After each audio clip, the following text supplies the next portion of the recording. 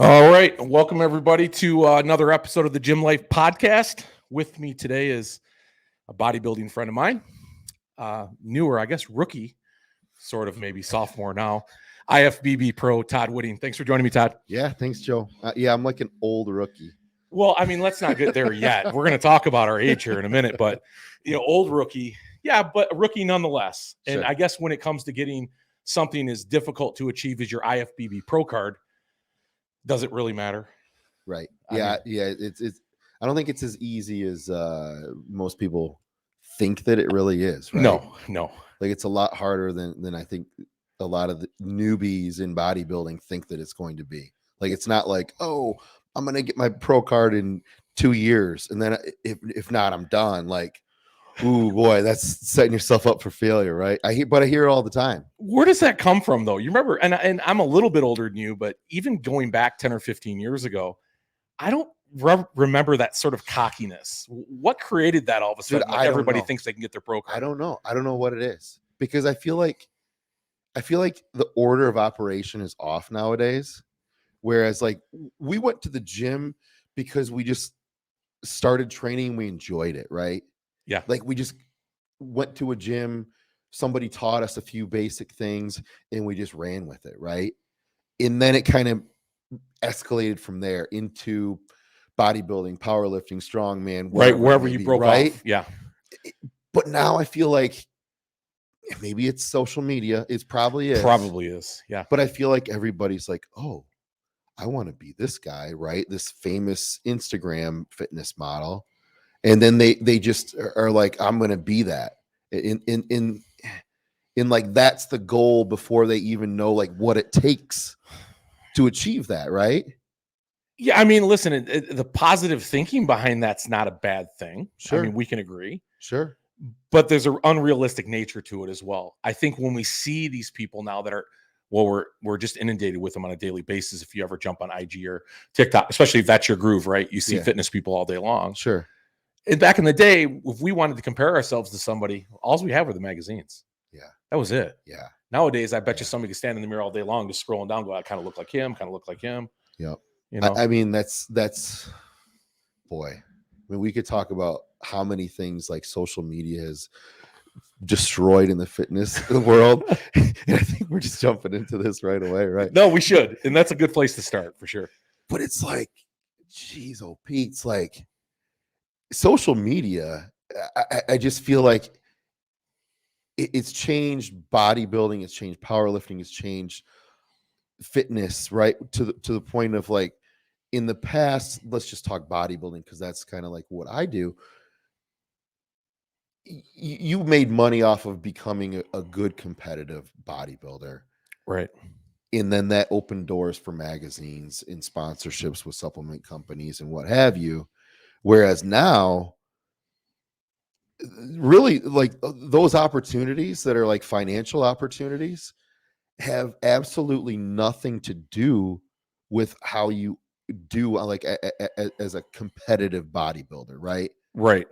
If you don't have social media, you have no value to anybody. That's true.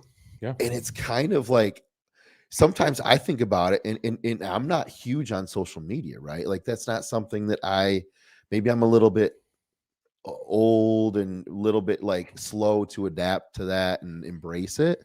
But I don't have a whole lot of social media, right? So I feel like I could be the best damn bodybuilder out there, right? Like I could go out and hopefully like win a pro show someday and nothing could come from it, right? So like I've kind of accepted that, you know what, that's fine with me at this point, right? Like I just do it because I enjoy it and I love it. And I want to do it for myself to have that accomplishment. You kind of said it though. There's two lanes out there, right?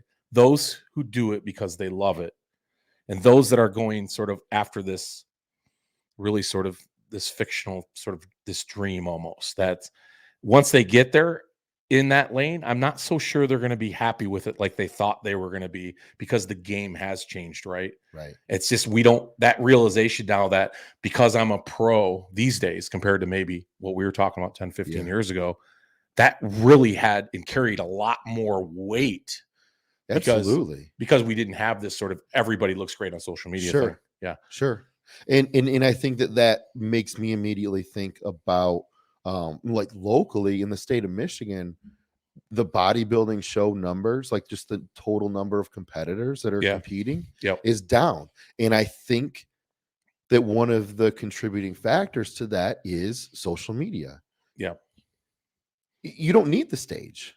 You don't need the stage now, right? Like, so you can post videos of yourself flexing, at the gym and sharing your workouts.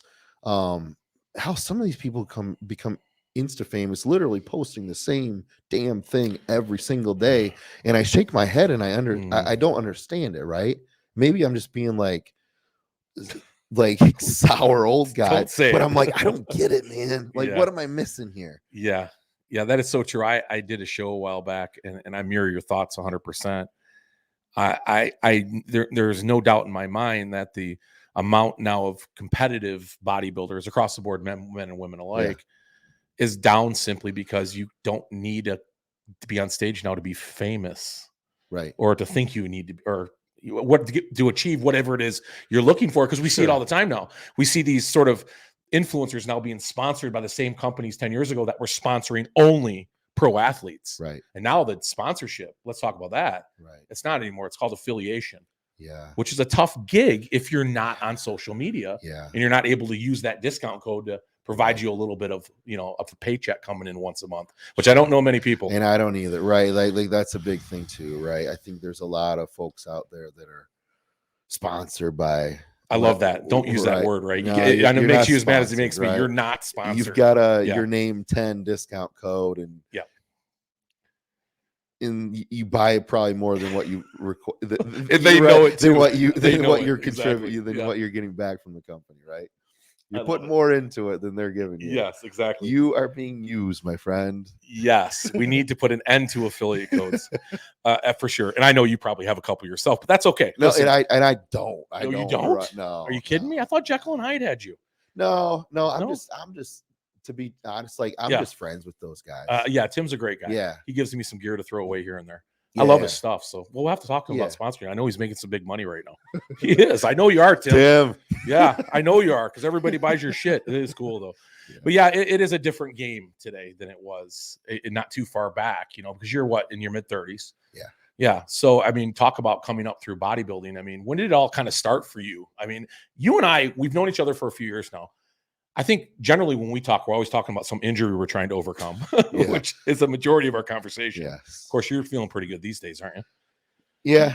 Okay. Yeah. Right now I feel pretty good. Yeah. So I'm 38 years old. I mean, I started bodybuilding in 2007 was my first competition. Right. So I started bodybuilding in 2007 as a natural competitor. Wow. See, I didn't know it went back that far. Really? Yeah, it went back that far. I was a middleweight. I was like 173 pounds for my first show. And you're 5'10", right? I'm like 5'9". Okay. Yeah. Still on the taller side of things. I might have been 5'10" at one Truly, point, but yeah. I'm not a lot of squatting brings you down after a while. Honest to God, yeah. But yeah, so that was my first show. And I ended up, it was a natural show, but as a middleweight, I wish I had pictures, but I couldn't find any. Really? But I looked pretty damn good from what I remember. I was pretty shredded, obviously at 170 some pounds. I better have been. And shredded. Being younger helps too. Yeah. Yeah. But I ended up winning my class. I won the overall, and I was like, oh, this is kind of cool. Like I had no idea what I was doing. Right. Just coach yourself, train yourself. I had a buddy that was like, dude, you should do this show. It's like in 12 weeks. Yeah. I'm like, okay, well, what do I do? And he like wrote me a diet, and it was like a starvation diet essentially. And I just did the same exact high carb, low carb day, like rotation diet for 12 weeks straight. Felt like shit, but I got shredded. Yeah. But I just followed it to a T, right? He just gave it to me. And I'm like, okay, I guess this is what you got to do to be a bodybuilder, right? Yeah. And I did it. I didn't know how to pose or anything, right? But I just kind of went up there and looked all right, I guess. I guess you looked all right. Don't you wish nowadays, because everybody right out of the gate, man, they're always going after the big coaches now and Yeah. the big nutritionists. Yeah. But don't you think it should be a prerequisite for these guys to start out just like that, to come to Just appreciate the sport a little more? yeah. I don't know if I would recommend that, to be honest. It'd be Right. a good Like, laugh. Yeah. but I think that there's not a whole lot of guys out there though that like that just will just do the program no matter what, right? That's right. Yeah. And I guess like I'm wired that way. So I always will like it boggled my mind how I would like show up to these shows when I was like the first few shows that I did, like I'd get there and I'd look around and I'd be like, man, did none of these guys diet? Right. Like in my head, I'm thinking that like I feel like nobody looks lean at all. Yeah.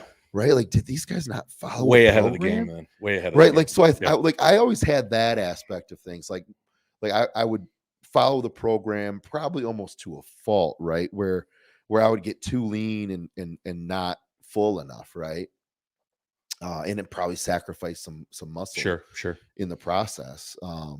But yeah, so I mean, that was like my first couple shows I won. Just based 2007, on because you that. won the Michigan too. When was that? So that was 2010. That Okay, was shortly after. that Yeah. was the second show that I had Okay. done. Okay. Right? So a little bit of a break between 7 Yeah, and 10. so I took a break there. And I mean, I put on a considerable amount of size, I guess, right? I guess I went from a tested show to a non-tested show and Right. put on 20 some pounds. You of were stage still weight. light heavy then, weren't you? I was a light heavy. I was like 193 pounds that morning when they weighed me. Yeah. From what I remember, still really didn't know what the hell I was doing with bodybuilding. And even at that time, you were still coaching, training yourself, or did you pick some help up at that time? I still did that on myself. Yeah. I thought I knew everything. Well, right? listen, you won the Michigan. It's not a bad show to win. That was Yeah. a tough show back. It still is a tough show, but certainly back then. It was right. Like Yeah. there were some good guys back then. Yeah. At that show, and I still look back and I'm kind of surprised that I won. And even like Jay Pratt that does all the tanning. Yeah. At the shows now, he won the super heavyweight, and I told him, I'm like, dude, I think you should have won. Like I still look at the pictures. Oh, in the same show. And I'm you like, were in. man, Yeah. you should have won. Like you beat me. Like I'm just gonna be honest with you. I'm gonna throw it out there. And he laughs and he's like, you know what? No, it was good for me, right? It made me work that much harder. And we're friends now. Yeah. We're cool. Like, but it's just funny because I didn't talk to him for years. Yeah. And then I saw him and I'm like, hey man, I just want to get this off my chest. I mean, that is a part of the sport, right? Because I know more Yeah. often than not, I should say more than guys will admit. Yes. They're up there. They get next to these guys, and sometimes take a show where it kind of even gets them scratching their head a little bit. You know what? And so, like, I think this. I just want to say this too, right? So, like I said, those first 2, 3, 4 shows that I did, I didn't know anybody, right? I think a big thing going out there in the world right now of bodybuilding is like the judges are corrupt or Sure. your coach gets you this placing. Dude, I didn't know anybody. Right. I didn't know the judges. I didn't have a coach. I didn't have like friends that had some sort of inside edge of any way. I was just like some young dude that showed up and won the shows, right? Yeah, debunk the whole myth right now, because honestly, you would have been on the other end of that had all this other stuff been true. Obviously, no matter how good you looked. Yeah. Sure. Because there were plenty of guys that were in the know that were friends with John Simmons and Remy and all those guys, right? Yeah. I didn't know those guys. Now I do. Yeah, sadly, I think that's another part of social media that we just come to accept, right? All these exacerbated rumors and stories and these things that just aren't real, and they're fodder, really. We kind of laugh about them more than anything. Yeah. But there's other sides of the sport, and we'll talk about that as well, because I know coming up through it, being as close as you are to it now, times have changed. But after the Michigan, you took some time off. So that was 2010, right? Yeah. So I think I did it my next show in 2012. Mm-hmm. So I did Central States, and then I had plans of doing North Americans, thinking that I was like ready to try to get my pro card. And I looked all right. So I had jumped up to heavyweight class by that point in time. I narrowly lost. I got second at Central States, talked to the judges, and they said that it was like a split decision. So I ended up going and doing, I went and did North Americans to try to, get my pro card, see where I was at, right? Right. And I ended up, I don't know. I think I was like 12th place, right? Yeah, well, that's I an eye was, opener, isn't it? yeah. So right, like so that right there, being like in the third call out at a national show, like that was a feeling, right? Of like, oh shit, I don't ever want to feel this ever again, right? Like this sucks. And I think a lot of guys and girls get discouraged, right? Because dude, I won the overall at my first two shows. Thought I was like this great bodybuilder. Big fish, small pond mentality. Yeah, Yep. absolutely. I'm ready. I can win my pro Yeah. card. And then I go to this national show and I got smoked. Yeah. I completely got smoked. I didn't look bad, but I wasn't to that level yet, right? And and that's like we started by saying like these guys and girls think that they can turn pro right. Yeah. in like 2 years. And it just doesn't work that way, right? No, look at the lineups in these shows like North Americans and USA's, and look at that top 10 and see how many guys have been there. Yeah. For years, right, in that wash of the top 10, yeah. gradually, like Nick Walker's an example, maybe the biggest phenom we've seen in a long time, still had to deal with that. Absolutely. I mean, that's a great example, right? Yeah. Nick Walker, dude, when he first started, he was a guy that was like famous on social media, but I think even before that, he had done many shows and he'll post pictures. And it's like, man, he wasn't what we all see him as now. He wasn't even close, right? Did you see that one he did with his very first show the other day? Yeah. Talk about, wow. Huh? That's nuts. Yeah, nuts, dude. Absolutely nuts, right? Like in Nick's a good dude, right? Yeah. Like where like I've met him at a couple shows and talked with him, and he is like a super, super nice guy. And I think he deserves all the success that he's having, right? And he's just working hard, right? Working hard. Yeah. He's just putting in the time. And I think that especially the bodybuilding division, right? Open bodybuilding, especially, it takes a lot of freaking time, right? It's just not a quick process. No, it's not a quick process at all. No. And your show there in the North Americans, their call out 2012. Where were we after that? Yeah. So after that, I was like, I'm never going to have that feeling again. Right. I'm going to train. So like after that, I decided I'm training every time I go into the gym. I'm thinking about all those guys that beat me and thinking they're training right now to win next year or the year after that, right? And I'm not going to let them out train me, right? So like every time I went into the gym, I thought about those other guys that I'm going to be stepping up on stage with someday. I don't know when it's going to be, but I'm not going to let them outwork me every single day, right? So then I didn't actually. So I had plans to do the Grand Rapids show in 2014, and then I was going to do a national show right after that. During my prep, I ended up getting a new job. So I got this offer to start a new job like right after the Grand Rapids. So I decided to do the Grand Rapids, which I did win the heavyweight and I won the overall. And then I shut it down because I was like, I know I can't like start this new job and at the same time do this like 3 more weeks of prep where it sucks so bad, right? Like I just knew that that wasn't going to work and I needed to focus on just like getting my career in the right direction, right? Real life was taking over at that point. Yeah. So I let it sidetrack me for a year. Yeah. Right. So I was nationally qualified. So then I decided I'm going to train for the next year for North Americans.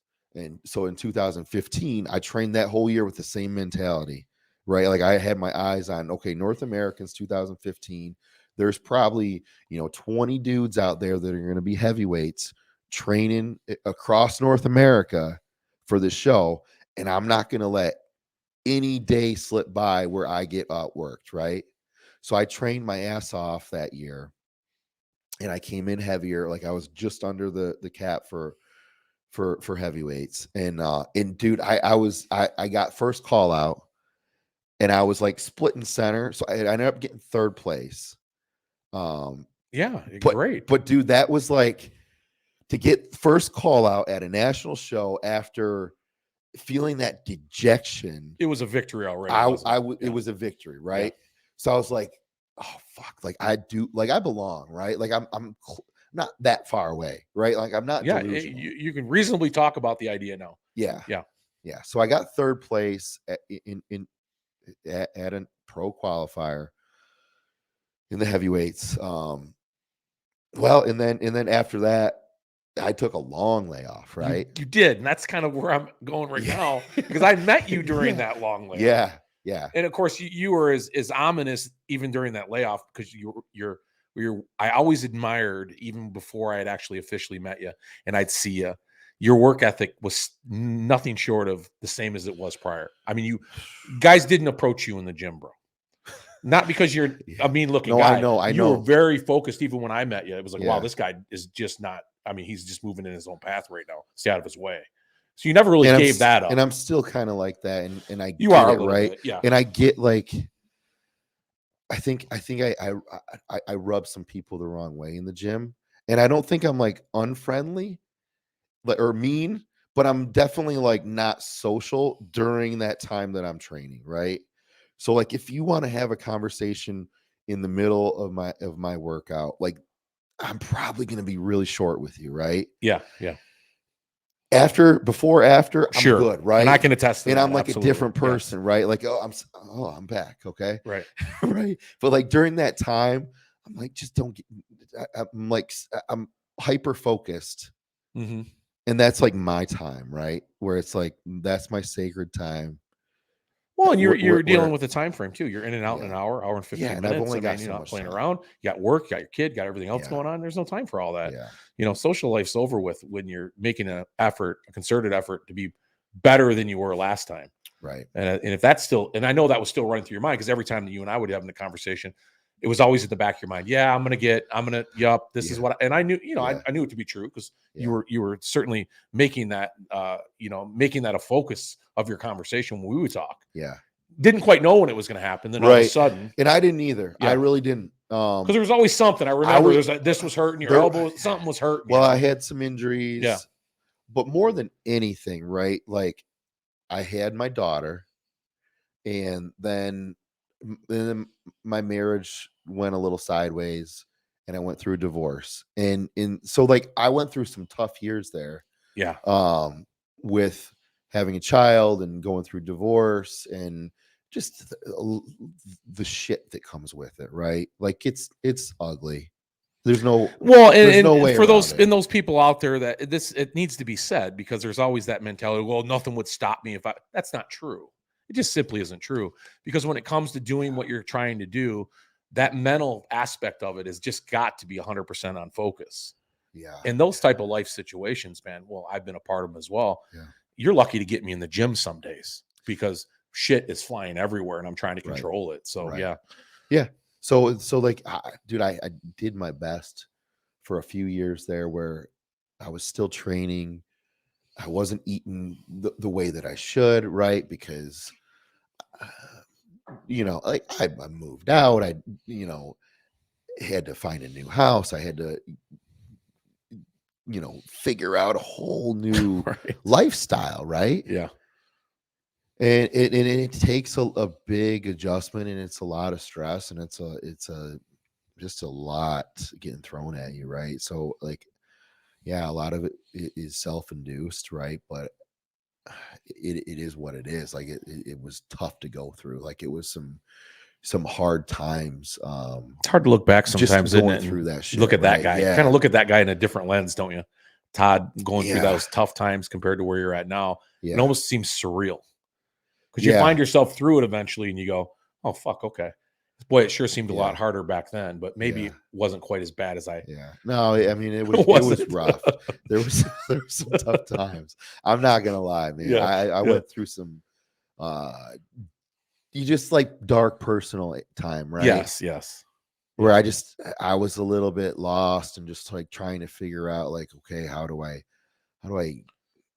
do what I love and be happy and right? Like it was tough there for a while. And not just talking about working out in the gym, but just everything else Yeah. too, right? I Yeah. mean, So there was, I mean, I was just really saying, okay, my priorities right now need to be my daughter first and foremost, mhm. my career, and just making sure that those are solid, right? And I was still getting to the gym a few days a week and eating enough, right? But not the way that I needed to. So there was a few years there where it was like that, right? Yeah. So really like from 16, 17, 18, and then finally like probably like 2019 towards the tail end of that, like things kind of started getting a little bit more just like sorted out Yeah. where I had a new routine and kind of things were more kosher with my ex and Right. you know Yeah. the ins and outs of that. Um so I finally like kind of had a routine down. So decided actually during the pandemic when things were kind of shut down, that's when I decided, hey, I actually had more free time because I was working from home primarily. Yeah. Yep. So my diet was on point. I was still able to train. Like I just felt like everything was like actually much easier at that point where I was like, oh, maybe I can actually, you know, do another show. Um, so yeah, so then I ended up doing North Americans again in 2020. So that's 5 years after my last show. How did that work for us qualifying for that? So I had to requalify. Okay, you did. All Yeah, right. so there was a show that Remy put on, Oh, that's right. I the remember now. Kuklo Yes, Classic, yes, and yes. it was in the midst of everything being shut Outside in the down. tent, right? Yeah. Yep, Remy had he's got his gym, and he threw up a tent in the parking lot and a stage and some lights like we got here, right? Right, right, And it right. was literally me and Jordan Janowitz. Oh boy, yeah. And then there was like one or two middleweights, right? But there was only a handful of bodybuilders. It was really You were it was qualified. me and Jordan, Enter the show, you're right? qualified. So we both Yeah. were like we both had plans of doing North Right. Americans. We have to do this as a formality. It ended up being kind of fun, right? Because Yeah. it was like quick and easy, and it was Oh, lifetime experience, right? You'll never do that again. yeah, I don't think we'll ever see a bodybuilding show in a tent again in the right, parking lot. right, Yeah. right. So yeah, it was just me and Jordan, and I ended up beating Jordan at that. Neither one of us really cared. Um, but I ended up winning that. So I kind of was like, oh yeah, this cool. I got a little momentum. Like I feel good about North Americans. It was like 2 weeks later. Yeah. There was really no gap in between there.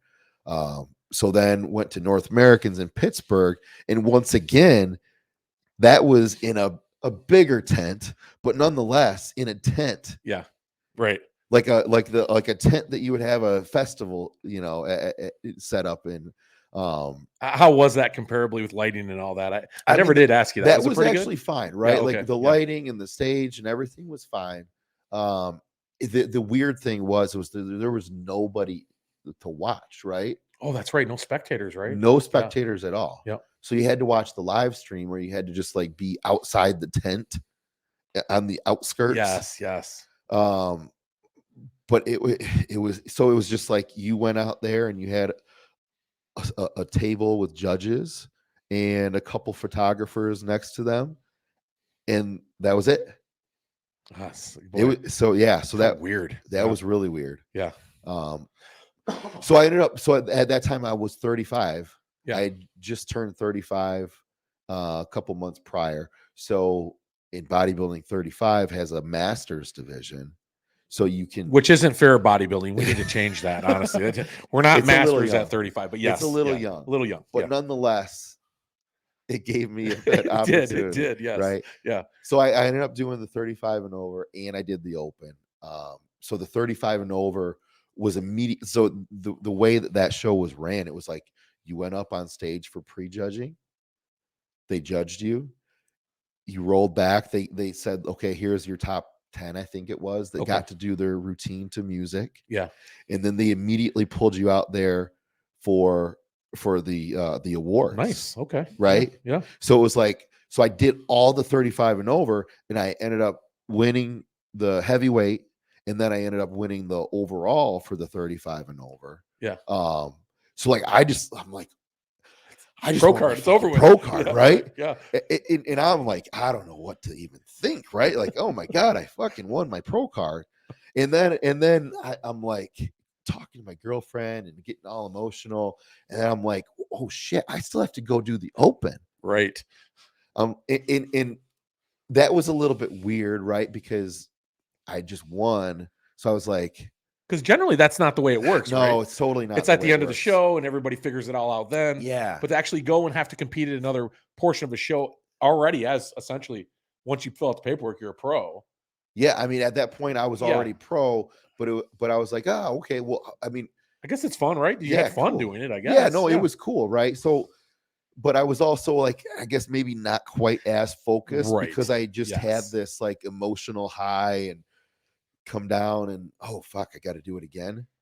So, but it was cool, right? So I still ended up, I got first call out. They only called 4 guys out, which me and Jordan were both part of. You both were out there. Who were the other 2? You remember? The other 2, Martin Fitzwater. Yep. Oh, that's right. Who won that show, right? He ended up winning the heavyweight. Okay. Yep. Right? That's right. Yep. And then the 4th place guy, I can't think of what his name is. Yeah. Okay. But yeah, so Martin got first, Jordan got second, I got third. So I kind of came away from it like, oh fuck, I didn't win that, but I still got my pro card. Yeah. Hey, no fault. Yeah. But after that, I was like, okay, I still got like that kind of lights a fire under my ass where I'm like, okay, I don't want to just be like, oh, he won his pro card as a Masters. That was like a sneaky way to get it, right?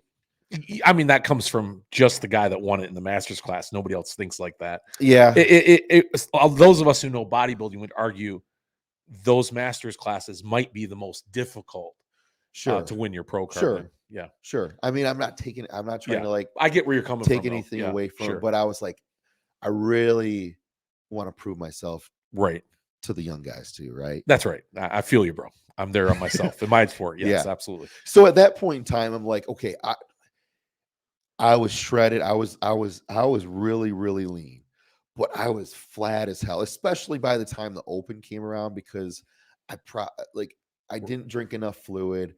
It didn't really carb up the way that I should. We waited around for so long that it just took longer than anticipated.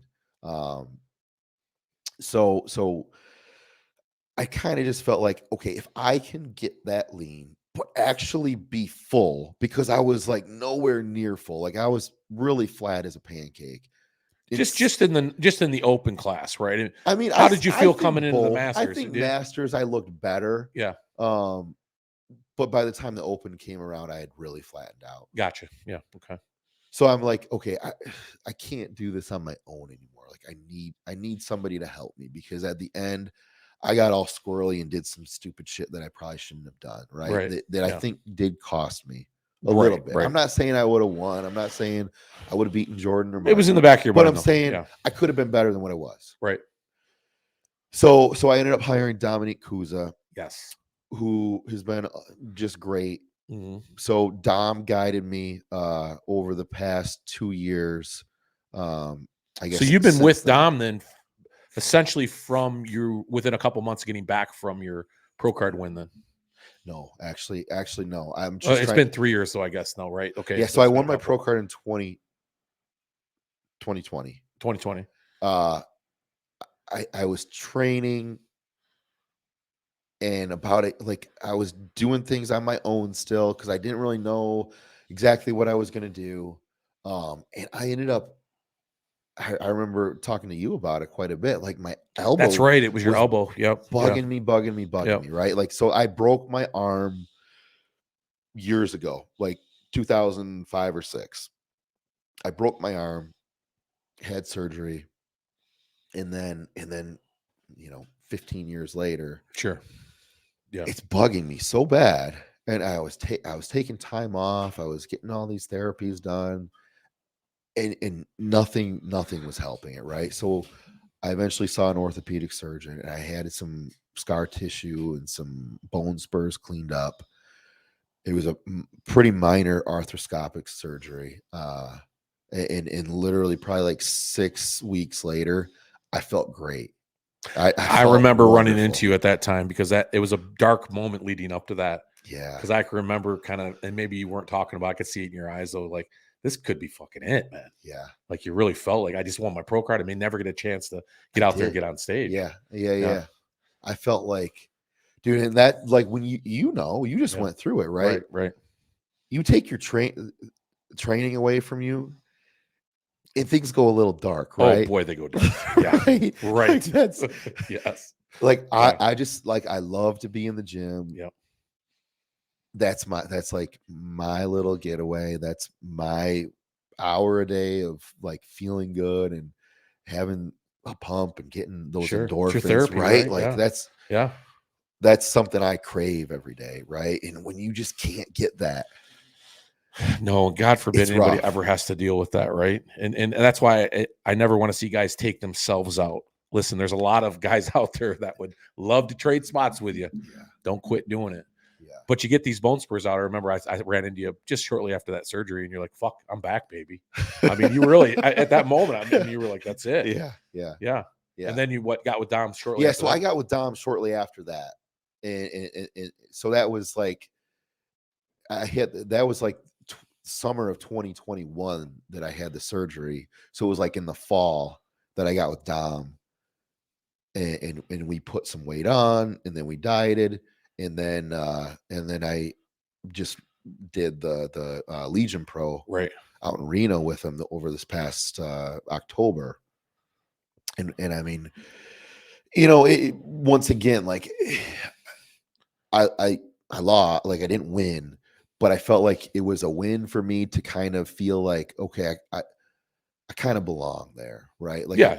You finished well, I think, though, didn't you? I finished second, right? well. So once again, I got to Well, compete in again, the let's not Masters, discount right? it. Yeah, still So second. I Nonetheless. got second Yeah. in the Masters to Ken Jackson, who's a Okay. Michigan Yeah, pro. not bad. Yeah. And he was awesome that week. Really, Right. like Ken was best I've ever seen him. I think that's his best. I think he would agree as well, Yeah. right? So I lost to Ken, but I don't feel bad about that, right? And then in the Open, I got 9th place, which was in the second call outs.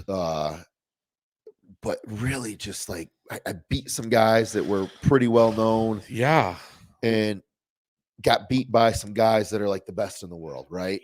Yeah, and to be, I think I would feel pretty damn good about that. Yeah. Honest to God, being able to make top 10 in your first pro show in the open class. I mean, Yeah. and arguably, and you'll probably bring that up right now, is the kind of size that you wish you would have had going into that show. You didn't quite carry it yet. So Yeah. it could be a different ball game altogether. You add 20 pounds on, all of a sudden you're, that's going to be really fun to watch. I know that Legion show. I actually met Chris Minas out in at the Olympia when I was there. Yeah. I interviewed him. Boy, I love that guy. Did you Yeah. get a chance to meet him? Yeah, I talked with him a few times. He's Yeah. a really good dude. Just a I mean, great he's guy. flying all over Oh the man, place. he's just changing the world right now. Yeah. I mean, I guess there's some things over in Europe and Yugoslavia now that he's doing for the IFBB Pro division over there. Anyhow, that Legion show, I'm guessing you're going to go back to that. Is that on the list? Well, I don't really know, right? So like after the show, I talked to Tyler Mannion. Me and Dom were backstage, and Tyler was back there. And I mean, he even said it, right? Like he said, like, because I talked to him when he came to Michigan like a year prior about kind of my thoughts and things, and he's like, well, we talked about it. You didn't really know if you belonged, and like, well, you belong, you do. man. Yeah. And he's like, he gave me a couple areas that he's like, it's my back and my legs. If those come up, right, like I think that's going to be a pretty good package.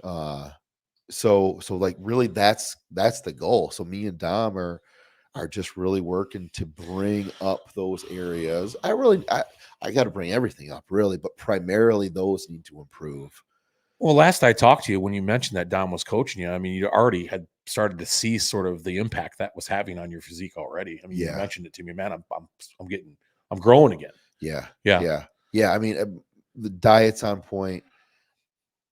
I turned the training over to Dom too. So he's telling me like my programming. Okay. So I think that's helped too. It's not Do you like feel like maybe you're caught in your own way for a while there with maybe how we all kind of get like that with programming, where we're kind of going through the motions of it rather than giving it a lot of thought because it's just used to that lane we're generally in is the exercises. I think it's just more meticulous Okay. and more structured than like what I normally would do, right? Like it's just a very precise number of sets in rep range, and so really dialing it in, really just not the pump, just not the right, right, which is a whole nother topic, right? And I talked to Dom about this too, right? I think not to get too deep, maybe we want to, sure, but whatever. Yeah, there's a lot of different training styles out there, and Yeah. I think there's like the bro science in there that can be a little extreme, and then I think that there's like the science crowd, and that can get a little extreme and a little bit geeky, maybe we call it, right? Where it's like, I kind of overthinking. Yeah, a like bit, kind of overthinking it, right? Like I never was like a logbook guy. No, me neither. Because I kind of wish, but I just never was my thing. So I recently have, right? Now, Did you? Not a book, but it's on an app, right? Yeah. Where I actually am logging my How do you like lifts. In the beginning, I hated it, Yeah. right? Because I'm like, this is exactly why I don't like it, because these guys are walking around with their books and they're putting more effort into their fucking book than they are on their weights, right? Right.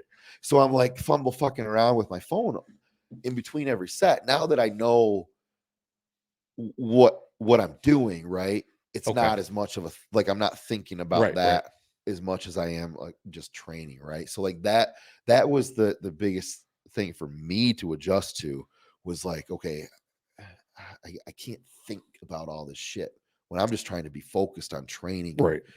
And my movements and my intensity, right? So, but now that I'm actually doing that, it is a good gauge for me to be able to constantly progress, right? More accountability than in your routine, you would say, kind of like at that moment, like, okay, you Yes. know where you're at, you know where you've been. This is where I Yes. need to be. Yes. Okay. Because I don't know, let's just say, I don't know, whatever the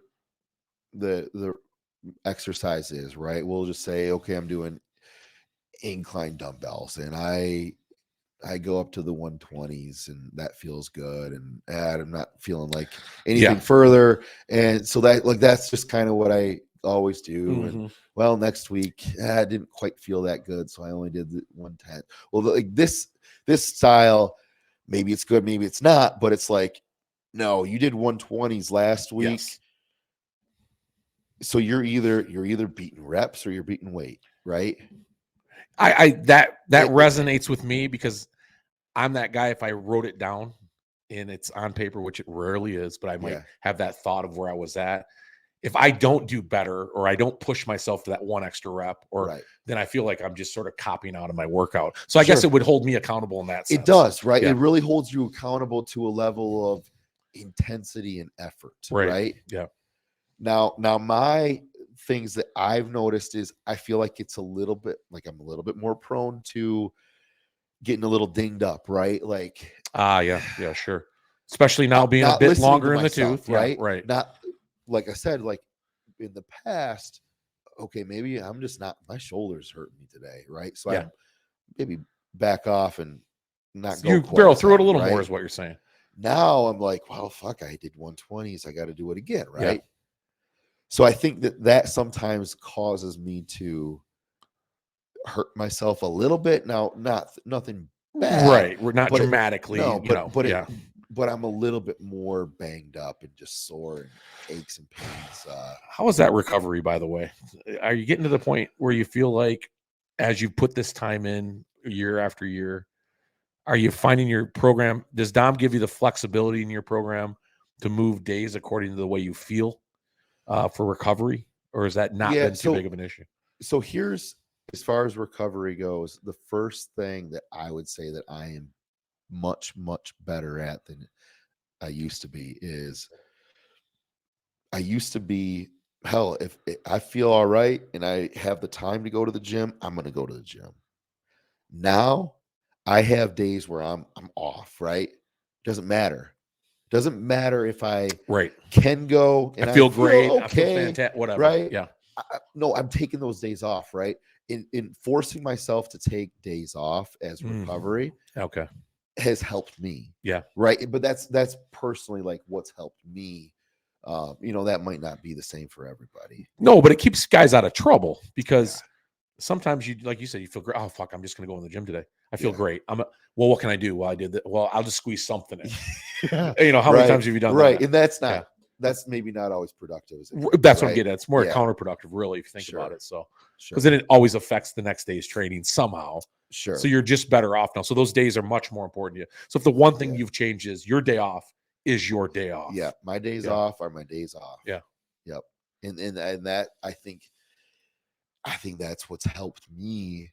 I've been in like a health phase, we'll call it, right since the show. Yeah. And I'm bigger than I've ever been and leaner, right? So it's like my body's recovering and growing and progressing in a way that it never has. And we're not even really pushing food or supplements or anything That's right exciting. now, right? Yeah. So I'm excited to start pushing that and really see, like, okay, maybe the weight that we think we need to be on stage, It's not so that unrealistic. sounded crazy, Right. right? Like this sounded crazy a year ago.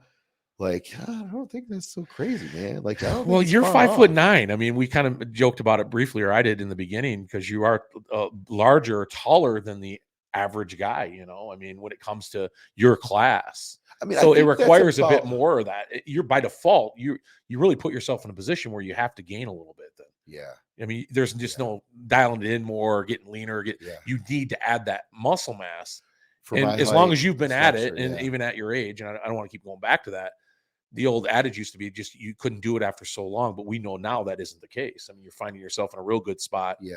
physically, getting the job done. I think I got a few more good years. I would say so. Listen, I mean, everybody's different, right? Yeah. And there's definitely a point in time, I think, because I've seen it happen with other people, and it's probably going to eventually happen to me at some point, right? Like where Father Time just Well, sneaks up, right? yeah, there's a bit of an unknown there. We all know that, Yeah, even at my age and strongman, it could be next year, it could be the year after. sure. I think what that does for me, and I'm sure it does for you even now, is we don't take the time for granted anymore. We realize that the job needs to get done now, because there might not be a next year or 2 years from now. So yes, yeah, I think you're fine. Oh, by the way, with the Masters Olympia coming back now, yeah. I mean, if that's not a goal, So now I think that doesn't start until 40. Yes. So So there you go. I still got a couple more years Yeah. before I can Yeah. be Oh qualified. God, for that would be on my list of have to do's right there. Get qualified for that, just to say you did an Olympia. Probably. Yeah, Yeah. for Yeah. sure. Yeah. I mean, yeah. Eventually, I mean, this is maybe crazy, but my goal right now, honestly, is to win a real pro show, right? Like an open pro I show. don't think it's crazy at all. I mean, I know I appreciate you wearing a real baggy T-shirt today, being on my show. I actually wore the real tight shirt, so I'm trying to out-angle you a bit right now, but it's impossible. I stay away from you in the gym. Dude, you're a big dude, and you walk around like that all the time. But your structure is really what I'm most impressed with. I mean, I'm not a judge. I'm not a bodybuilding, a guy that understands all the particulars to that when it comes to who wins and who loses. But when it comes to your structure, you've just got that X frame structure. And I know you've heard this before. Yeah. It's not something that's very common. You're not lagging or lacking in any particular area as much as some guys would with a similar type of frame or height that you have. Is that fair to say? No, I think you're 100% spot on, right? Like, I think that my structure has carried me a long way, right? Yeah. And I think some of that's genetics, but I think a lot of it is just like the way that I train and haven't neglected certain areas, right? Where I'm balanced and have like a more aesthetic type Absolutely physique. Yeah. And and it flow fairly well, right? So I think that that's carried me here, right? But the reality is as an open pro, those guys have a lot of freaking muscle, right? Yeah, the bottom line, right? That's just the bottom line, right? That's the splitting like the Red Sea. So You at do this or you point, don't. it's like, Yeah. okay, these guys, a lot of them have really good structures.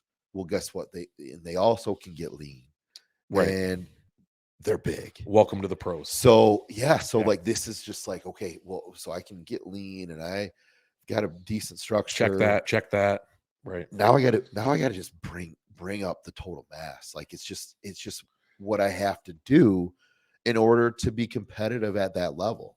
Right. And it's not too far off according to the plan that you're on with Dom right now. You're feeling pretty comfortable. Then Yeah. this could be a really a year in the right direction with that. Yeah, I mean, what's reasonable? I know you hate to ask any bodybuilder that because the reality of it, we don't know until you get on stage. Yeah. And you could make 5 pounds look like 30 pounds. Well, maybe not that much, but you know what I'm saying. Yeah, absolutely. Yeah. You don't know until you get up there, right? But I think that it's realistic of being able to put another 15, 20 pounds that's on, what I'm getting at. right? I mean, that's kind of where we're at. Was we need to be about 15 or 20 pounds heavier on stage, just as good or maybe better conditioning, and peak the way that we peaked, because I think we peaked really, really well. Yeah, I would agree. Yeah. And I think at that point in time, I'll have a good shot at being competitive at anything other than the Arnold or Olympia. I mean, you just never know who's going to show up, but yeah, you don't. That's a based fact, off of kind of the history of what I've seen on the other stages over the past couple of years. I don't think that that's crazy to say. No, but the opportunity to get there is not crazy though, right? Because certainly that's a part of that's in the cards. I mean, with the idea of trying to get to that top level at any given show is going to get you there anyhow. Yeah. Then of course, just being there, I think, is the win. Sure. And then being able to say or to compete against maybe some of the people that you've followed through the sport yourself for a long time, who always seem to be in that mix as well. Yeah. I know I'm looking forward to seeing that this year, but you guys haven't penciled anything down yet. You don't really know. No. Yeah, because the season is here, though. You do realize that. Dom realizes that too, I'm sure. Yeah, eventually. I mean, we're actually not really thinking we're going to compete. It may not even be this year. Yeah, it might not be until like 2024. Okay, yeah, sure. Why not? It is kind of it is my thought, and Dom's. Gotcha. Unless something crazy happens. No, and listen, I look at you when you say that, and I go, absolutely, that makes perfect sense for Todd Whitting, because how focused and driven you are, even during those off years. A lot of times, if you gave that leash to a lot of guys that we know, or guys that are in the sport that we know, that may be entirely too long to think I'm going to set up the focus 2 years from now. But with you, I certainly think that's logical, makes sense. Sure. In the way I look at it is, I'm 38 years old. I've really only got a handful of really probably prime years left in me. As sad as that might sound, I mean, realistically, right? But I'm just saying, like, okay, like my window of opportunity is getting smaller, and I'm in a position where I have that opportunity to compete at a really high level. Absolutely. Open bodybuilding, which I never would have thought, 4 or 5 years ago. What more of a driver that I would ever be right? like in this position, right? So it's like, fuck, man. I don't want to look back when I'm 50 years old and be like, oh shit. Oh yeah, remember when I was 38? I should have. Yeah, exactly. Right? Yeah. Like I have been treating every single day like it's prep. Yeah. And it's just that makes such a huge difference. You wish that the younger guys would get that, right? Because it comes with that wiser mentality. Like, you appreciate your mortality a little bit more and understand that the sand does come out of the hourglass. And obviously 10 years ago, you try to tell either of us that. I know. And that's why I was going to say the same thing. I probably wouldn't have listened to myself. Yeah. Right. 10 years ago, if I would have been like, dude, you got to stop fucking off and eating Chipotle and Qdoba and all this shit. Like, it's not the worst thing in the world, but it's not going to get you to the top of that mountain, right? Yep. Like, it makes a big difference to eat 6 home cooked meals, right? Like, there's just a difference to it, right? And I try to tell as many young guys that are actually listening, right? Like, dude, this makes a huge difference, right? Like, these little things, those things that you think, that doesn't really matter, they do, right? Yeah. Like, those Yeah. little things fucking matter, and they add up. Well, and there are those guys out there that understand that at a young age, and we see them in all these sports. Yeah. They're champions, man, at a Yeah. really young age. Yeah. I guarantee you Nick Walker didn't eat at Chipotle when he was coming through the ranks. I use him as an example you're because right. that dude was uber focused as an You're right. amateur. Like, And that's why he's where he's that's at, why right? where he's at. Yeah. And everybody thinks like, oh God, what's he fucking taking? And oh, what's his secret enough is training? Right. No, dude, he trains perfectly, right? Yep. Like, he controls the weights. Like, I've never seen anybody control weights, and he moves fucking a shit ton of it too. Yeah. But he's also been eating perfectly. For since he's probably been like 19 years old, feeding right? the machine, man. Absolutely. And I wish I could go back. Yeah, I mean, that therein and lies do sort of that, right? Yeah, that because moment, it's like, right? I've really only been really taking this as seriously as I should. Oh man, for like the past 2-3 years. Right, but in your defense, you were still taking it more serious than 95% of everybody else. I was but you're right to that turn but the switch, but not to the level that I needed to turn pro in 2015. Right. It's like, if I would have been at that point then, and I don't want to talk about the ifs, ands, and buts, but I try to like share that knowledge with the younger group. Bro, if I would have just drank more water back 10 years ago, I mean, seriously. Well, that too, right? This is silliest stuff. I think I drank more beer than water for an entire year. Yeah. I mean, and I thought I was big and I was good in the gym and I'm getting huge, and but by default, my natural ability carried me through pretty well. Yeah. That there are those moments that get stuck in my mind and go, man, if I'd have just had somebody in my corner back then, maybe I wouldn't have listened. Maybe I would have, but oh my God, can you imagine? Me too. I wished, right? Yeah. And that's, so I didn't have a coach up until 2 years ago, because I didn't really have it. Like, I didn't know anybody that I really trusted. Right? Exactly. Yeah. I mean, nowadays you can find coaches online like crazy. Well, guess what, dude? Back in 2015 and prior, it was like during my heyday, I guess you should say, right? Right. It's like you had Dave Palumbo, and you had Fakri, and you had Chris Aceto, and you had Hani Ratbod, and it's like those guys were all charging up the app. Yeah, you weren't affording that. I reached out to them back then through email, because that was the only way right? You could communicate with people back then. It was like, oh, dude, I don't have fucking I can't pay you $8,000 up front for the year of nutrition. Isn't that crazy? Like, I didn't have the money back then, right? It's like, okay, so I guess I'm on my own. And a lot of guys were, right? And if you're lucky to have that one piece of advice given to you here or there, you applied it and it worked, and maybe you were onto something, then your natural ability got you the one step further. Right. Then if you were lucky to make it through that, then maybe you'd have a pro card or an opportunity fall in your lap that otherwise you wouldn't have seen. Right. But a lot of it was just sheer grit and kind of our ability that was built in. Absolutely. Yeah. Like that was all of us back then. Yeah, right? It was for sure. Yeah. And I think that maybe go back to the way the conversation started, of like the different culture nowadays. And I don't know if it's good or bad, but you've got these young guys like doing everything like just like so perfectly, and it's like, dude, why don't you just like get fucking sweaty, right? I think that's what stops, right? I think what we see with this new generation of lifting athletes and all the different genres of lifting, powerlifting, strongman, the bodybuilding, that grit and intensity is gone. Yes. Now it's just coming down to this applied science. No, right? And you want to talk about, well, you got to feel like, you got to train harder. You got to feel it. You got to get into the fucking training, exactly. Right? And science doesn't have that, right? No. Like, there's some intangible there. Yeah. Right? Like, I'm gonna give credit where credit's due. You maybe heard this, like Phil Heath made the analogy of himself doing a dumbbell curl with a 30-pound dumbbell. He can do that 30-pound dumbbell better than any motherfucker in the gym, right? And it's just like if you took, like, let's say Shaq doing a free throw and compare it to like Stephen Curry doing a free throw. They're shooting the same damn shot, right? Right. But one is a lot better at it. Yeah. There's a difference, right? Yeah. Just like that bicep curl.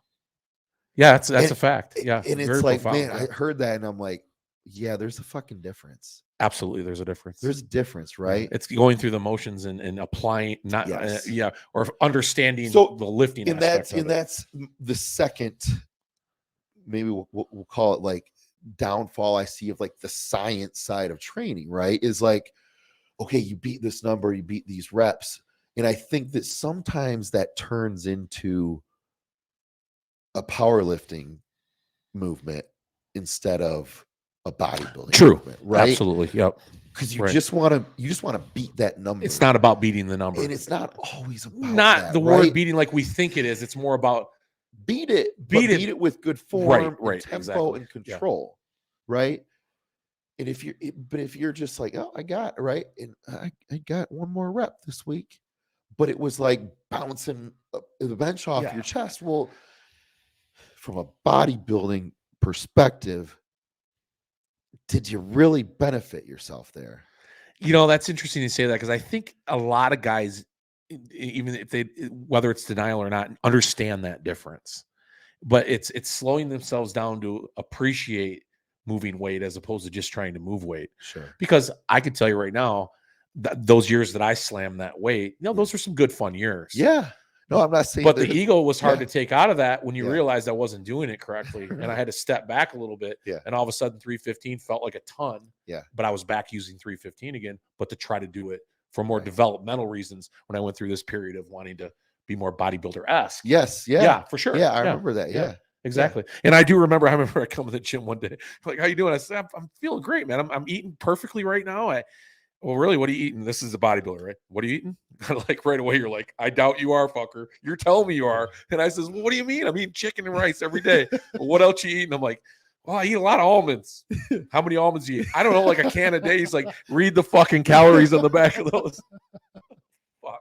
And I did. I went right home. I'm like, that's 3,000 calories a day. You're like, So, fuck, I'll right. stick to Right. powerlifting. That was a moment I had with you. I'll never forget that. Well, yeah, read the back of those almonds. Oh shit, the right thing. But that's another side of it, of course, and that's why I've always said, no matter how I fall into my own lane and I talk about strength and I talk about my sport, strongman, or even powerlifting, that there's a certain appreciation for bodybuilding, whether you do bodybuilding or not.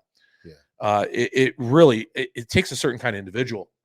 And I think at some point we just realize we're just not that individual. Sure. I mean, because obviously you're talking about living a lifestyle. This isn't, I'm prepping for a show for 6 weeks or 8 weeks or 10 weeks. This is a 52-week thing nowadays if you want to be competitive. I think maybe back in the day, I don't even know when that was, maybe like in the 90s or 80s, and was more of a mass monster, throw everything but the kitchen sink at it. Guys weren't necessarily coming in as conditioned as they are today. Sure. You could get away with a little more. But nowadays, it's a 52-week prep. I hate to say it, but and prep isn't even the right word to use anymore. It's a 52-week lifestyle, period. And you just clean it up for 8 weeks. Yeah, like you got the Lee Priests of the world that famously would just eat KFC right all off season, and they'd get gigantic and puffy and fat. And I think that has kind of stopped, right? I think it has. I think we understand that. But for a while, that was all that resonated with the bodybuilding community. Why? Yes. If I want to grow, I need to be caloric, positive, by a mile. But that's where the science comes. Build a house before you paint it. Where it was like, back in the day, it was like, let's just be in a caloric surplus, right? Throw everything with the kitchen sink at it, right? See what sticks. Where now it's a little bit more precise, right? Where it's like, we're going to be in a caloric surplus, but it's going to be all from and that's the science we understand better. it's more easily monitored, right? It's easier to monitor, and there's no spillover effect, because I know this, of course, in the strength game. Sure. Yeah, that whole dirty bulking thing is pretty cool for about 6 weeks. After that, that spillover is just a negative. It doesn't help you at all. And there is definitely a point where you're getting less return on investment. Exactly. Right? Better way to put it. Sure.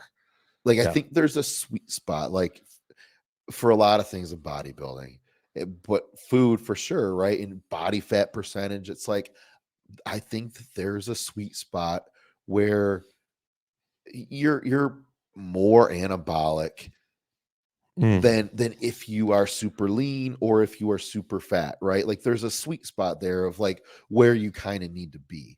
Yeah. And I think in the past, these guys would get really fat in the off seasons. But then did they really gain as much as they could have?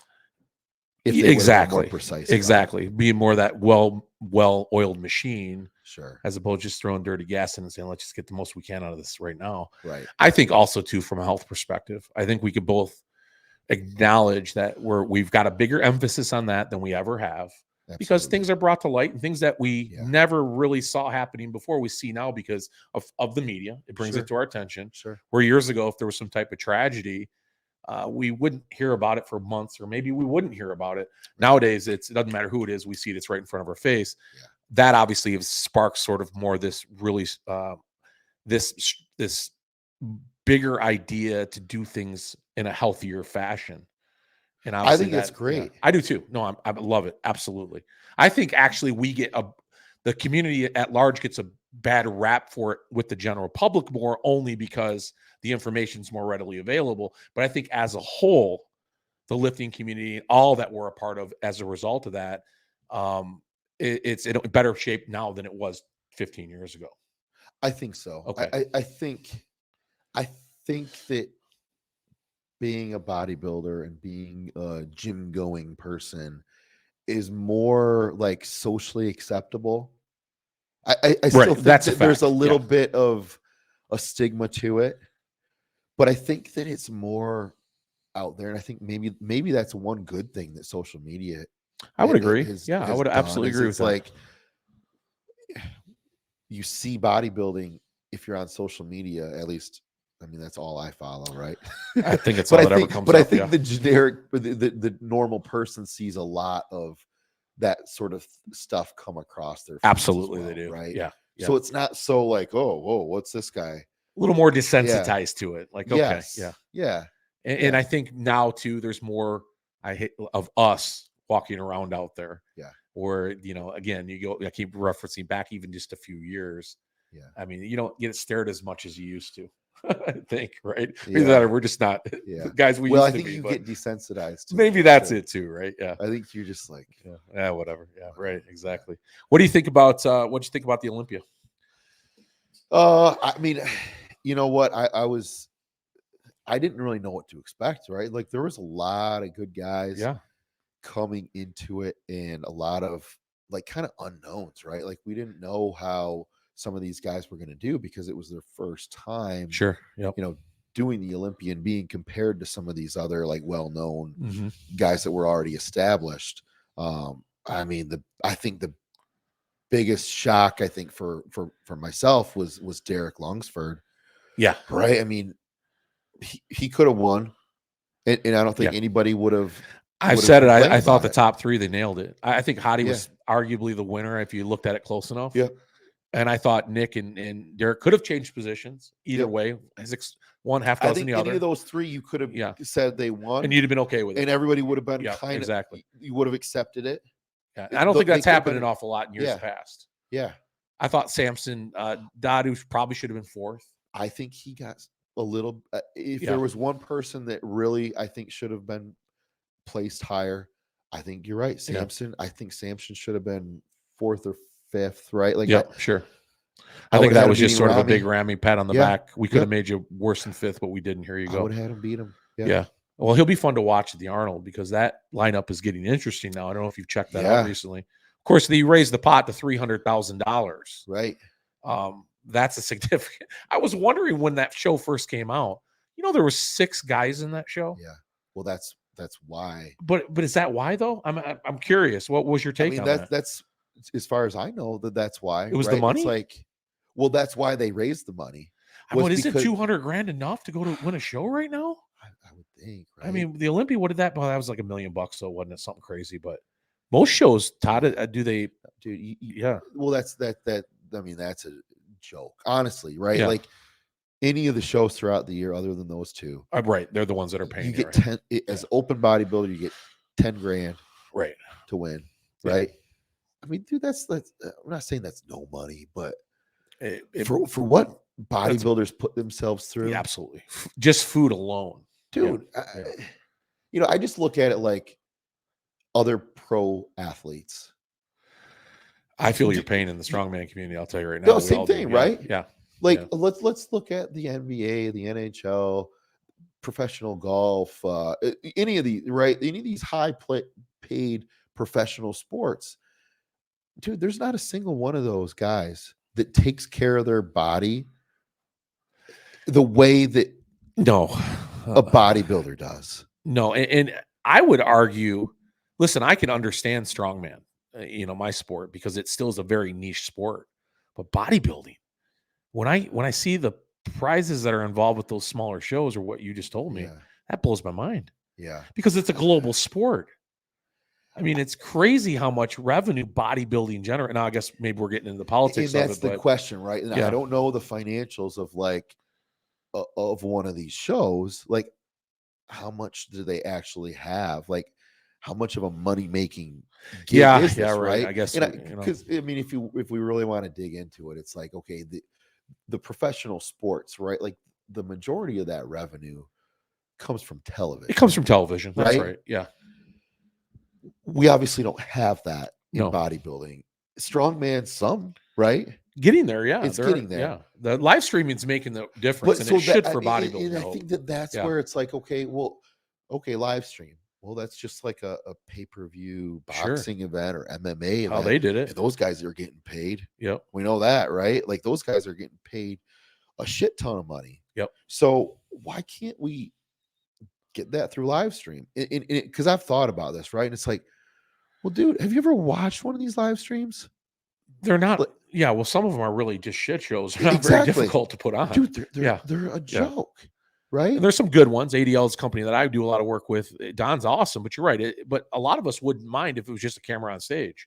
They could get away with the bare minimum if they had to. Yeah. I think in large part, I think it's just the old school mentality in bodybuilding where they're always thinking about filling seats. Because we know how pricey that ticket can be, even at the amateur level for a night show. Yes. And I don't want to take away that money, but in all honesty, you might draw on. I don't think you're losing that crowd over a live stream. We know that's a whole different. Right. Your family and friends want to be there anyhow. Yeah. But I agree. Yeah. I think a lot of promoters are afraid that the live stream is going to take away from the number of seats that they sell, right? Yeah. I really think that you're right with that. Yeah, I don't think it's the case. I don't. But I don't think that it would at all. I think if you actually put some production value into some of these events. Sure. Yep. Like maybe these live streams would be better perceived, right? Like let's have a little more content for the viewer. Absolutely. Yeah, a little more bio stuff, some pre-interviews. You can really, and it's really easy to do. What I love about it with bodybuilding is bodybuilding has a huge audience. It does. I mean, listen, it really does. Even if you're just a guy that goes to the gym and you know that we'll take ours for instance, like the Michigan Open was going on. Yeah. Or the Michigan State Championships. Yeah. I think a lot of guys would tune into that show. Possibly. I kind of know Todd Whitting, kind of don't. I know he works out at my gym. I maybe had one or two hellos with him, but I'm curious about this show, because I'm a bodybuilding fan or a guy that lifts weights with the admiration to bodybuilders. They don't promote that. No, they don't. They don't that's promote a big problem. the freaking live streams. And I don't understand why. The only conclusion I can come to is asses in the seats. They don't want to have the asses in the seats. Well, guess what? There's a limited number of seats that you can fill. Yeah. You can fill that fucking live stream with as many viewers as you want, right? Absolutely. You got the bandwidth, right? Absolutely. That's pretty fucking easy. Yeah. I would invest in that one. Well, good. Everybody out there listening to this, I do some live streaming. So anybody wants that live streaming, let me know. Don's teaching me everything he knows at ADL.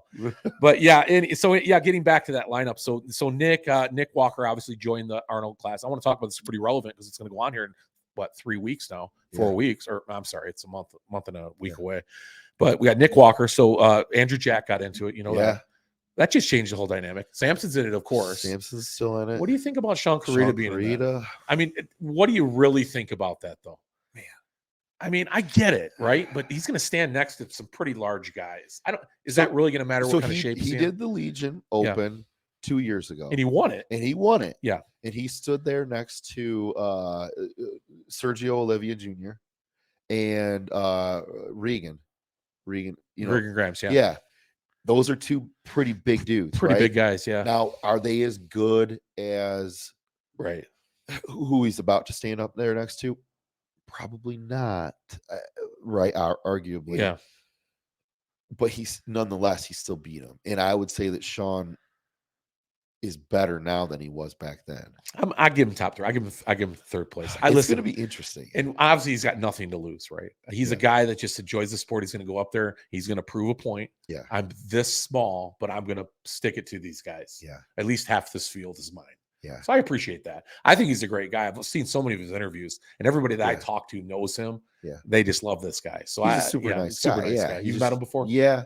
Yeah, he was at Junior Nationals when Alea did it. And I got to meet him and Brett Wilkins and Nick Walker. Yeah. So I got to talk with all those guys. Yeah, I mean they're all good dudes, but it really, honestly, right? You guys are all assholes in the gym, but if people just knew you outside the gym, they'd all love you. Right. I didn't mean a bad one. Kind of that Jekyll Hyde thing, right? Yeah, I guess so. But and we know why. Listen, you guys are very focused when you train. But no, that was one of the best parts about my Olympia experience, was meeting all these guys that, not a one of them were they were just all willing to sit and talk with you the whole time. Yeah. There was none of this sort of ego that we often associate with lifting sports in general. Nobody at all. Right. And of course, there's guys we didn't meet yet. I don't know a lot of the guys that were competing. Of course, they never walk around those expos. Right. But I did see Chris Seabum come in. Yeah. He's got quite an entourage. Seems like a pretty nice guy. But you and I briefly chatted on DM about that. What's this classic division? Do you believe the classic division is becoming sort of the next flavor in bodybuilding, in the sense of, we talked about close the fans were to open compared to, is that, as an open guy, does that bother you? Does that?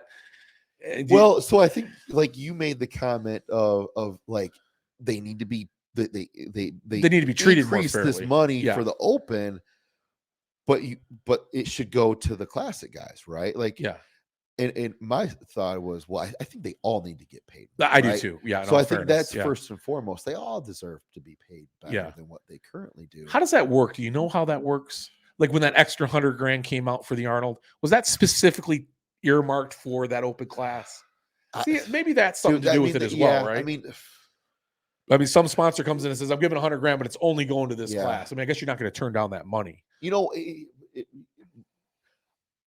Okay, back to other professional sports. Yeah. They all have like a players union, right?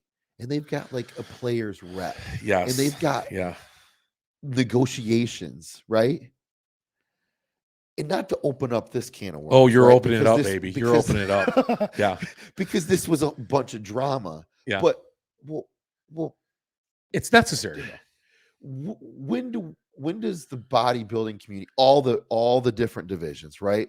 When do they have a little bit more bargaining power, right? Right. Because without them, this sport would be very void. It's a necessary component to have all these groups, these wellness and bikini and classic. We can live without physique. We don't need those guys, open guys. But you're right.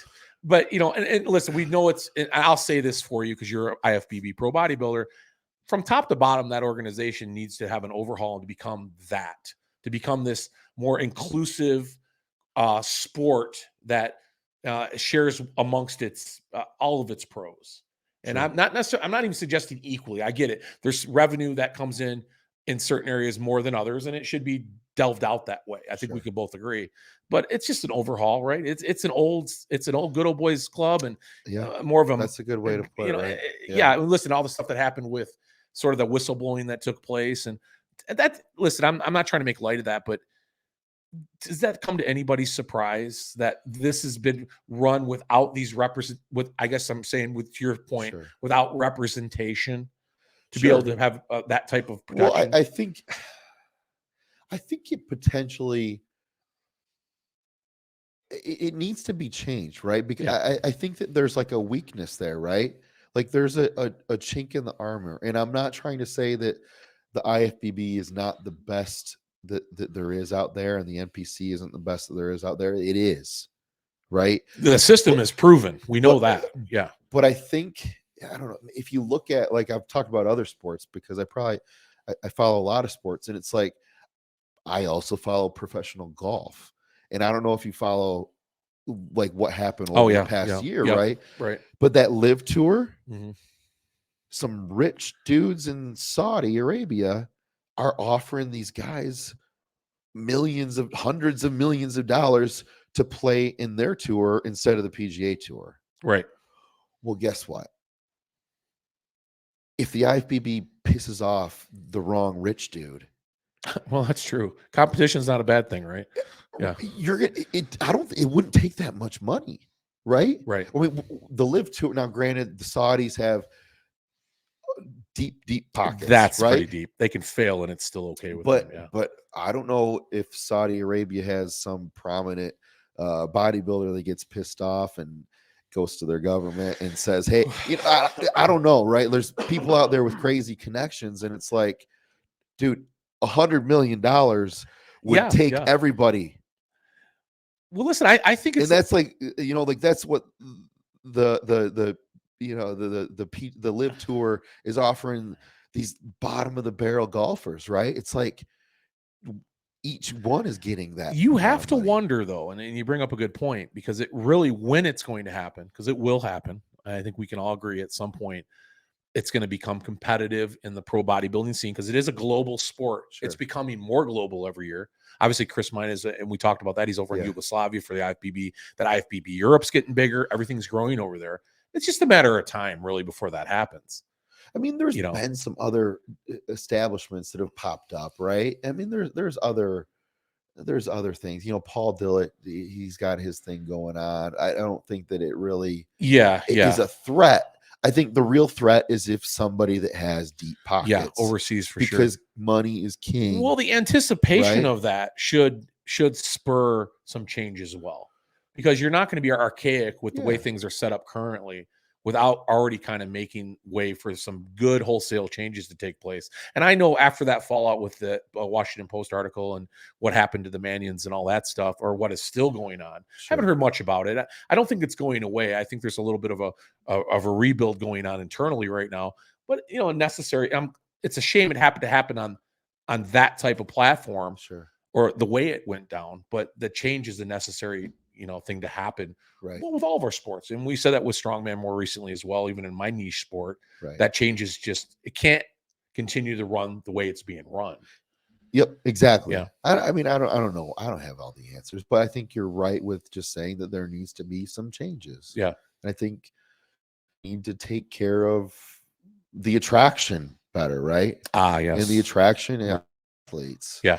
They need to take care of the athletes, because you're seeing it at the local level where they're not competing, because guess what? I can make more money and get more attention through Instagram. Right. And the filters are way better. And Yeah. I mean, but I mean, I think you kind of see it sometimes at the pro level where these guys don't compete that much because, well, guess No, what? I'm yeah. making more money from Absolutely. my sponsors Sure. outside of going up there on stage. Sure, if they're putting together content, they're getting paid from these platforms too. So, again, maybe that's the competition then, right? We're talking about competition. Maybe we're already kind of seeing it. Right. So if the IFBB and NPC want to continue to grow and become a bigger and better organizations, maybe their competition right now is social media. Maybe they understand that they're losing the game to what's happening on these Sure. platforms. And the only way they're going to win back that audience, that crowd, It's simply by taking care of these athletes, you Sure. want to get them back on stage to compete. Sure. Maybe I we mean, just solve the problem. Yeah. Yeah.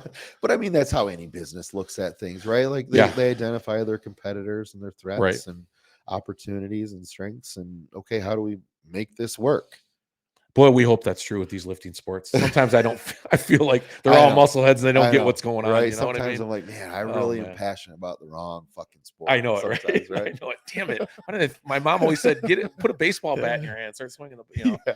I know, right? My body would sure appreciate it more. That's a fact. But well, listen, Todd, this has been a fun conversation, one that can continue on and on for hours. And I'm so grateful to finally get you in here. I know we've been talking about it for a year. And Heck yeah, man. you know, you're my first IFBB pro bodybuilder in studio. All right. By the way, so there's All right. there's something to be said about that. Of course, I always love running into you. Anyhow, we don't run into each other enough, but I know once things kick off at the new gym, right? You're going to be over there. Yeah. And that's going to be a fun facility to be a part of. So I'm sure I'll run into you more. Yeah. And actually having Dom on in a week. Oh, Or are no, you? no, not a week. February. I keep thinking February's right around. Oh, it is. Yeah. Next week, 2 weeks from now. Yeah. I reached out to him and Oh, cool. hey, listen, Dom is a guy that I think deserves to be on as many podcasts as possible Yeah, because for he's sure. that guy right now, you know? Yeah, he's Yeah. super nice guy, smart is all heck, right? Like smartest dude I know. It just, but Mm. he cares, right? Like ultimately, like I'm not trying to sell Dom on anybody. Listen, you but, know like, what sells I him just, is his guys he's I putting on stage. yeah, You I know? just really appreciate Yeah. him, right? Like, so that's why I speak highly of him, because I wouldn't have done as well as I did, and I expect to do even better. And I think Dom has really helped to guide me in that direction. Yeah, I think he's certainly one of those people in the state of Michigan, just in the state. I know he's bigger than that, but that we see what competitors he puts on stage, and they're pretty amazing. Yeah. Who's the guy with the big quads? What's his name? Joey Quads? Yeah. Joey Cavalier. Joey Cavalier, Yeah. yeah. God damn, that guy's got some wheels on him. Yeah. Never seen anything like it. Yeah. Maybe Tom Platts. Honestly, I hate to even say that, but it's true. Yeah. He's got They're crazy giant. lower half. Yeah, then he That's had for some sure. then Dom had some physique guy in there who looked, or maybe a classic guy. Anyhow, he's Yeah. got a stable of athletes. Just No, blows my he's mind right got now. he knows what he's doing. Yeah, he man. does. Yeah, proof's in the pudding. Anyhow, Don, Yeah. that's a little preface to that show, Right. you know, a little preview. But yeah, we'll have him on in a week. And of course, as soon as you let me know what's going on, I'll share that on our new podcast as well. And of course, we'll stay in touch. I'll lift with Sure. you soon. So Yeah, thanks we'll for do joining it me. again. Appreciate it. Cool. All right. Thanks, Thanks, Todd. Joe. All right, man. All right.